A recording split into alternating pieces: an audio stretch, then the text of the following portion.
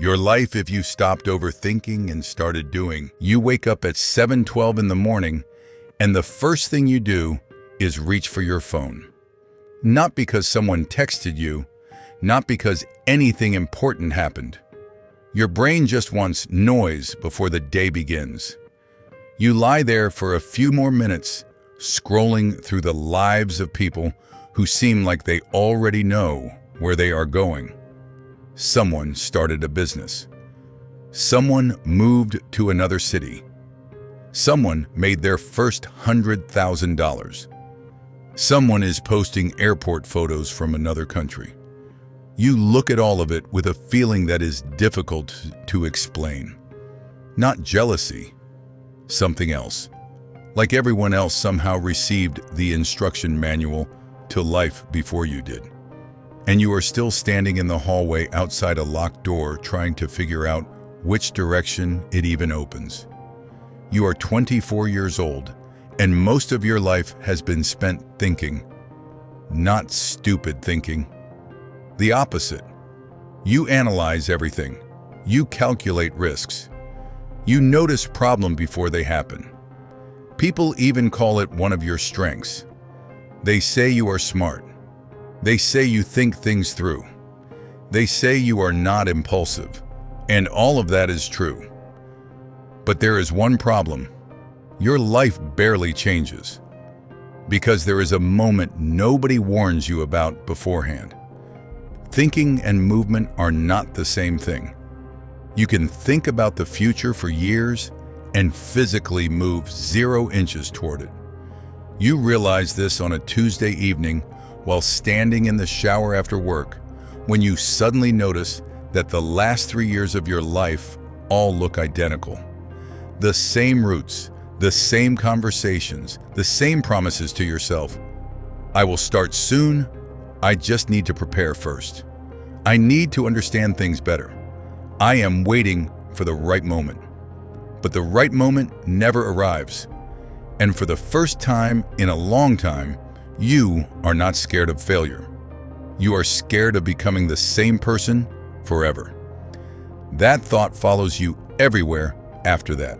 At work, on the train home, while brushing your teeth at night. You start noticing how automatic your life has become. You wake up, you check your phone, you go to work, you answer messages, you watch videos, you think about changing your life, then you go to sleep and repeat the cycle again the next morning. And the strangest part is that from the outside, your life looks normal. You are functioning. You are employed. You pay your bills. You reply to people on time. Nobody around you thinks you are falling apart. But internally, there is a growing feeling that your life is happening in the waiting room of something larger that never actually begins.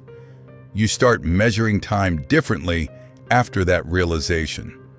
Not by years, by missed attempts. You think about the YouTube channel you almost started at 19. The business idea you researched for 8 months and never launched. The girl you wanted to talk to but never texted. The opportunities that quietly expired while you were trying to become ready for them. And slowly, you begin understanding something uncomfortable. Your life is not being destroyed by one catastrophic decision. It is being quietly shaped by indecision repeated every day. That realization changes the way you see other people too. You begin noticing how many adults are living inside routines they accidentally built years ago. People wake up inside lives they never consciously chose. Careers they drifted into. Relationships they stayed in because leaving felt complicated. Cities they never meant to spend 10 years inside of. And the terrifying part is how normal it all looks from the outside. Nobody announces when they give up on themselves slowly. It happens invisibly. One postponed risk at a time. One excuse at a time. 1 year at a time. The next day, nothing dramatic happens. You do not quit your job. You do not launch a company. You do not transform your life in 24 hours. You simply do one thing you have been postponing for 8 months. You publish a video. That is it. An ordinary video, not perfect, rough editing. Moments you personally dislike. You hit publish and almost immediately feel embarrassed because now it is real. As long as the idea stayed inside your head, it remained perfect. Reality always looks worse than the version inside your imagination. That is one of the most painful discoveries of adult life. The video does not go viral. Almost nothing happens. 17 views in the first few hours, 1 comment from a friend. But something happens internally that nobody else can see. For the first time in a very long time, you feel movement. Real movement. Not the thought of movement, not preparation for movement. Movement itself. That night, you fall asleep differently. Not happier, but calmer. Because the brain stops fighting itself when it receives proof of action. The next few weeks feel strange. You begin noticing how much energy used to go not into work, but into internal negotiations with yourself. You thought you were tired of life. In reality, you were tired of constantly analyzing your life. Every decision used to pass through an endless system of filters. What if it fails? What if I am too late? What if people do not understand? What if this is the wrong choice? What if I choose the wrong path? But then you discover something very simple. Most people who move forward do not know exactly what they are doing. They just started earlier than you. That is all. Not because they were more confident, not because they were special. They simply allowed themselves to be beginners publicly. You start publishing more often. Not perfectly, just consistently. At first, almost nobody watches, but something changes. You begin respecting yourself a little more, because the brain always notices the difference between wanting and doing.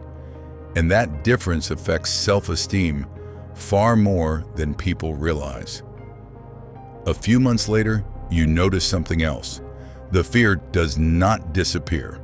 You simply stop treating it like a signal to stop. Before, anxiety meant, do not do it. Now anxiety means, this is something new. That completely changes your life. Because most things you wanted were always sitting on the other side of discomfort. You begin messaging people you were once afraid to contact first. You start sending your work to places where you assumed you had no chance. You begin trying things before you feel ready. And almost nothing happens immediately. That part matters. Life does not change cinematically. It changes cumulatively, very slowly, almost invisibly. You notice this especially during the first year. Nothing about your life looks dramatically different yet. You still live in the same apartment, still work the same job, still feel insecure half the time. But internally, something fundamental has shifted. You no longer see yourself as someone who only thinks. You are becoming someone who acts, even inconsistently, even imperfectly. That identity shift changes more than motivation ever could. Because people do not rise to the level of their goals. They fall to the level of their identity. And for years, your identity was built around hesitation. You were the person who researched, the person who prepared, the person who almost started. Now, for the first time, you are building evidence that you are someone else, someone who moves. That evidence matters because confidence is not built through affirmations. It is built through proof. Tiny proof repeated long enough that the brain eventually believes it. Months pass, then a year. And one night you open the old notes in your phone and realize half the things you used to only think about now exist in reality, maybe on a small scale. But they exist. That feeling is impossible to explain to someone who still lives entirely inside their own head, because there is a specific kind of pain known only to people who spent too long postponing their own lives. The pain of unrealized potential. Not failure, potential. You begin understanding that overthinking is almost never about intelligence. It is about trying to avoid shame, mistakes, awkwardness, and uncertainty. You are never afraid of work. You are afraid of looking like someone who did not know what they were doing yet. But every person you admired once looked exactly like that. You just never saw them during that stage. The internet shows results, very rarely the process. You begin noticing how addicted modern life is to spectatorship. People watch more than they participate. They consume more than they create. They observe more than they attempt. Entire years disappear into passive observation. Watching podcasts instead of building. Watching vlogs instead of traveling. Watching tutorials instead of starting. Watching other people live while convincing themselves they are preparing to live too. And preparation becomes dangerous when it turns into a permanent substitute for action. You realize this one night while sitting in front of your computer at 2 in the morning. 10 tabs open. Videos about productivity, videos about success, videos about self-improvement, and suddenly you notice something almost embarrassing. You have spent more time learning how to begin than actually beginning. That realization stays with you for weeks, because deep down you understand something uncomfortable. Overthinking feels productive precisely because it protects you from judgment. As long as you stay in preparation mode, nobody can reject you. Nobody can criticize your work. Nobody can watch you fail publicly. Your potential remains untouched and therefore perfect. But untouched potential has a hidden cost. It slowly turns into regret. You start understanding why some people become bitter as they get older. Not because life attacked them, because they abandoned too many versions of themselves quietly over time. The business owner they could have become, the artist they could have become, the confident person they could have become. The life existed in fragments inside them but never fully materialized because action always felt slightly too uncomfortable. You promise yourself that will not happen to you. Not completely, not anymore. So you continue, not dramatically, not perfectly, but continuously. That becomes your advantage. Not talent, not motivation, continuity.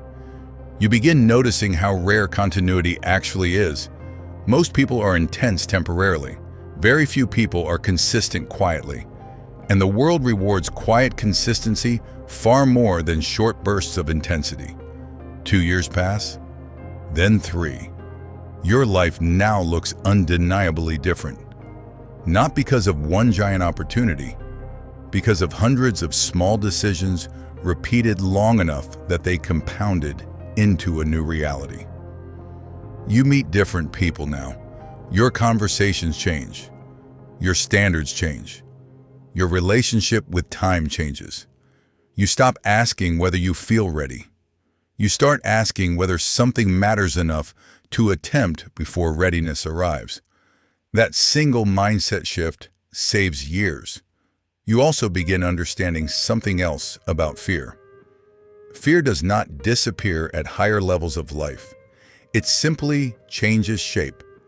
At first you are scared nobody will notice you. Later you are scared people will.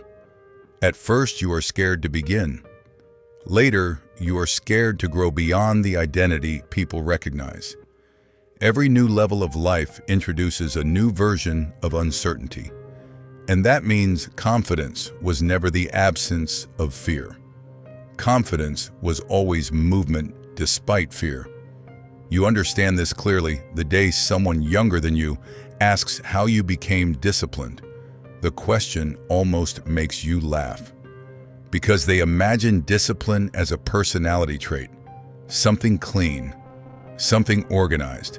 But your experience of discipline felt messy. It felt like continuing while uncertain, continuing while embarrassed, continuing while unconvinced. Most meaningful things in your life were built during periods where you still doubted yourself. That realization changes how you see successful people. You stop imagining them as fearless. You begin seeing them as people who simply developed a higher tolerance for discomfort, uncertainty, and delayed results. That is all. And strangely enough, that realization makes success feel more accessible, because bravery sounds rare. Tolerance sounds trainable. 5 years pass. Your life now contains things that once felt impossible. Not impossible globally, impossible for you. People now describe you differently: driven, focused, disciplined.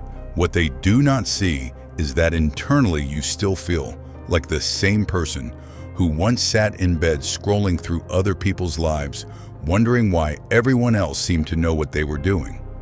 The difference is that now you act before certainty arrives. That is the only real difference. You still feel fear, still doubt yourself, still overthink sometimes. But the gap between thought and action is smaller now. Sometimes only minutes. That changes everything, because life compounds action the same way money compounds interest.